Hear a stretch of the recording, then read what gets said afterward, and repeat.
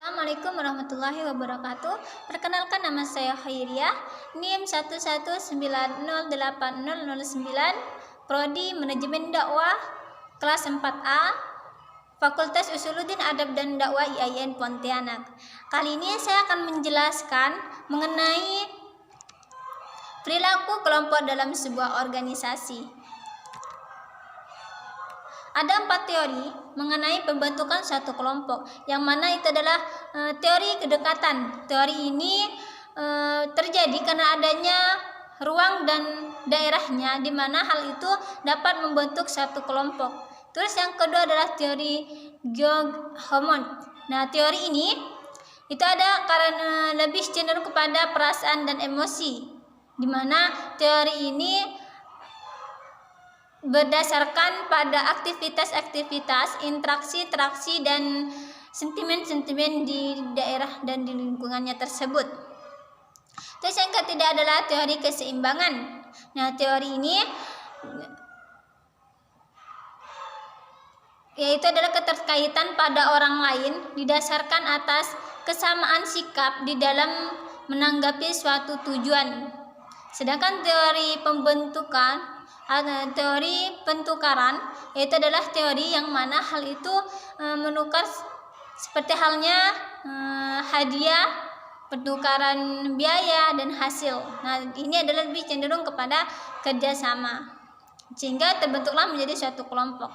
Yang selanjutnya adalah teori alasan praktis. Nah, teori ini yaitu berdasarkan alasan-alasan yang praktis, di mana suatu kelompok tersebut cenderung memberikan suatu kepuasan akan hasil yang telah dilakukan dalam suatu kelompok tersebut.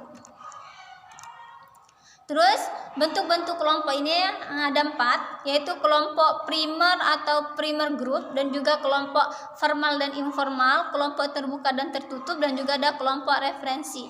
Nah, kelompok primer atau primer group ini merupakan kelompok terkecil, yaitu seperti halnya keluarga. Di situ terdiri dari ayah, ibu, dan anak. Nah, di situ adalah suatu hal yang terdapat interaksi dan sosialisasi di lingkungan terkecil. Yang selanjutnya itu adalah kelompok formal dan informal. Kelompok formal ini yaitu adalah dibentuk dalam melaksanakan suatu tugas tertentu, misalnya dalam suatu organisasi atau dalam suatu pemerintahan. Nah, itu lebih bersifat formal, itu lebih bersifat umum. Dan juga kelompok informal. Kelompok informal ini terbentuk dari proses interaksi dari daya tarik dan kebutuhan seseorang dalam seringkali timbul dalam kelompok formal. Maka di situ terbentuklah suatu kelompok informal. Itu bagian kecil dari formal tersebut.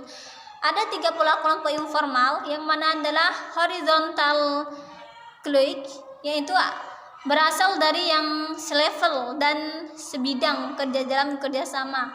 Terus yang kedua adalah vertical clique, yaitu adalah berasal dari beda hierarki, yaitu atau beda dalam departemen.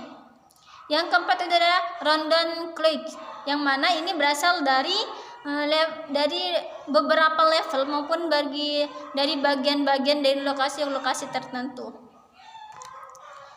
Yang selanjutnya itu adalah kelompok terbuka dan tertutup. Nah, kelompok terbuka ini merupakan suatu kelompok yang lebih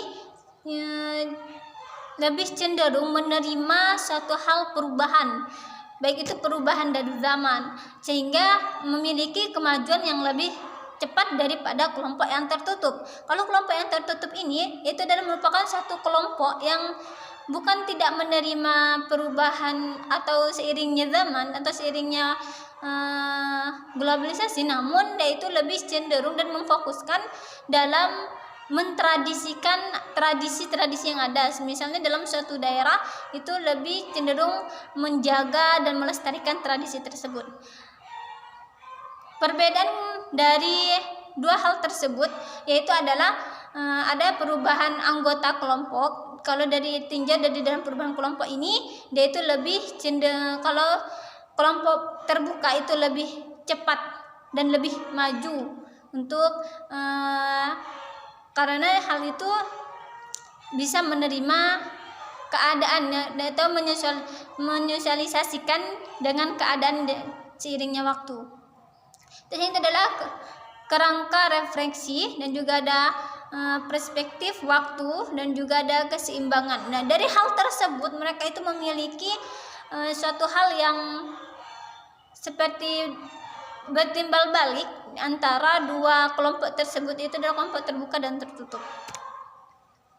Dan selanjutnya adalah kelompok referensi. Nah, kelompok referensi ini adalah suatu golongan atau suatu organisasi seperti halnya itu adalah partai. Nah, di situ mereka adalah merupakan suatu kelompok besar.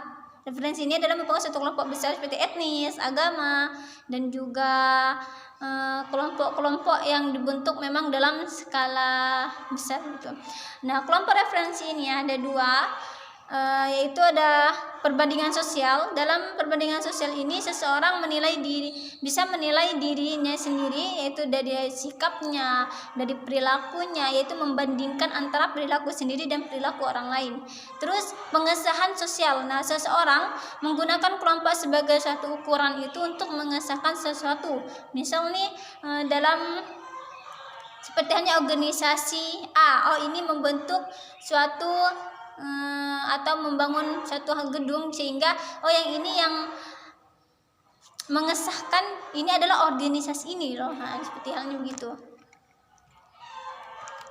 Nah, dan selanjutnya ada 5 tahapan pengembangan kelompok, yaitu tahapan membentuk, yang kedua tahapan mempeributkan, dan yang ketiga itu tahapan menyusun norma, yang keempat adalah tahapan mengerjakan, dan yang kelima itu adalah tahapan membubarkan. Nah, di mana yang pertama itu membentuk suatu kelompok. Nah, di situ akan ada tahapan mempeributkan, yaitu baik dalam mempeributkan tersebut adalah suatu hal perang antar pendapat untuk memilih suatu hal kebaikan gitu. Terus yang ketiga adalah tahapan menyusun norma. Nah, menyusun norma ini dilakukan untuk perjalanan suatu perbaikan dan mencapai tujuan tersebut. Yang keempat adalah tahapan mengerjakan. Nah, setelah disusun dengan baik, maka hal itu dikerjakan atau diactionkan. Dan yang kelima adalah tahapan membubarkan. Setelah suatu hal tujuan sudah didapatkan, maka hal itu dapat dibubarkan, namun tidak harus dihilangkan. Nah, terus ada dasar-dasar yang tarik antar orang. Nah, ini ada 3, yang mana yaitu yang pertama adalah kesamaan sikap. Nah, suatu kesamaan sikap itu dapat menarik daya tarik seseorang. Terus yang kedua adalah status. Nah, kesamaan status membuat seorang itu lebih cenderung memiliki keserasian dalam menjalankan suatu hal kegiatan. Terus yang terakhir adalah kesamaan latar belakang. Nah, kesamaan latar belakang ini juga memberi pengaruh untuk mengikat seseorang untuk terkadang sama seirama dan sejalan dalam suatu hal kegiatan. Ada beberapa model, yaitu adalah model daya tarik antar orang. Nah, ada 2 model, di mana model ini adalah model hasil tingkat perbandingan. Nah, hal itu model hasil tingkat perbandingan justrunya itu adalah memperbandingkan antara satu dan dengan yang lainnya. Yang kedua itu adalah alternatif. Nah, alternatif ini di mana dia itu lebih cenderung membutuhkan atau memerlukan. Terus yang ketiga adalah ada 3 variabel yang menentukan daya tarik seseorang di dalam hubungan kerja. Nah, ini yang pertama itu ada hasil dari semua hadiah. Nah, hasil ini diberikan untuk sebagai penghargaan dalam suatu hal prestasi yang dilakukan dalam suatu kelompok atau organisasi tersebut. Terus yang kedua adalah tingkat perbandingan. Nah, tingkat perbandingan ini yang digunakan seseorang untuk menilai kepuasannya dalam hubungan kerja. Nah, misal rasa itu lebih baik, maka dia itu lebih menyimpan rasa kepuasan. Terus yang ketiga itu adalah alternatif. Nah, suatu hal yang diharapkan akan diterima dari perihal yang paling baik dalam proses hubungan kerja. Nah, proses hubungan kerja ini ada dua, yaitu ada model hasil tingkat perbandingan, juga ada model hasil alternatif. Yaitu kalau tingkat perbandingan ini yaitu lebih cenderung dengan rasa kepuasan seseorang di dalam hubungan kerja, sedangkan alternatif ini menentukan ketergantungan seseorang dalam hubungan kerja. Jadi beda ya antara tingkat perbandingan dan juga tingkat hasil alternatif.